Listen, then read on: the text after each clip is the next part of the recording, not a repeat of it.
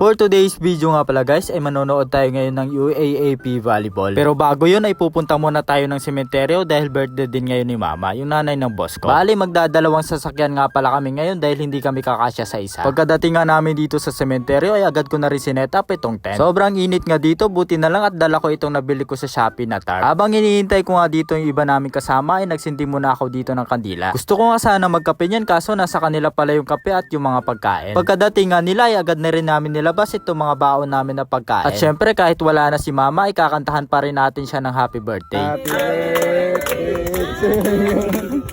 Happy birthday, happy birthday, happy birthday mama.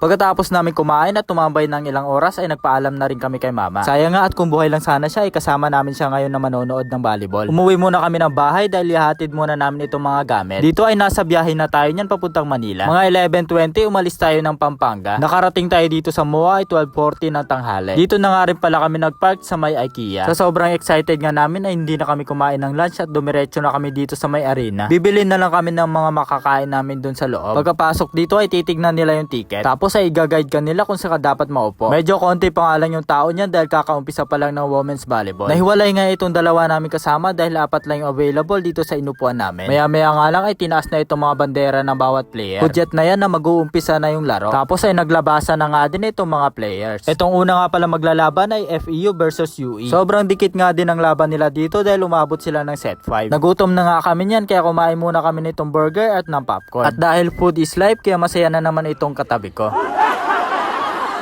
Panalo nga pala yung FEU sa score na 15-11 at mag-uumpisa na nga yung pinakahihintay namin yung laban ng UST versus Lasal. Todo hiyawan na nga yung mga tao niya nung lumabas na yung mga players. Halos mapuno na nga din itong arena sa sobrang daming tao. At syempre dahil sa UST nag-aral yung boss ko kaya doon din tayo mag-chill. Dahil baka pag sumigaw ako dito ng Lasal ay dumugin ako dito ng mga katabi ko. Nakikisigaw na nga lang din ako dyan kahit hindi ko naman naiintindihan kung ano yung sinisigaw nila.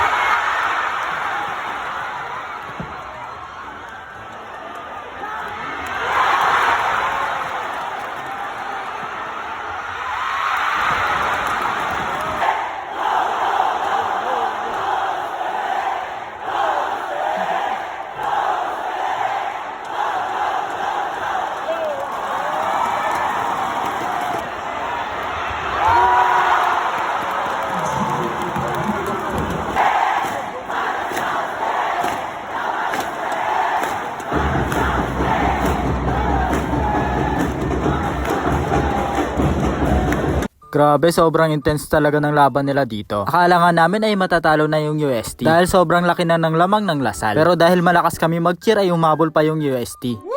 Kaya yung ending panalo yung UST. Wow!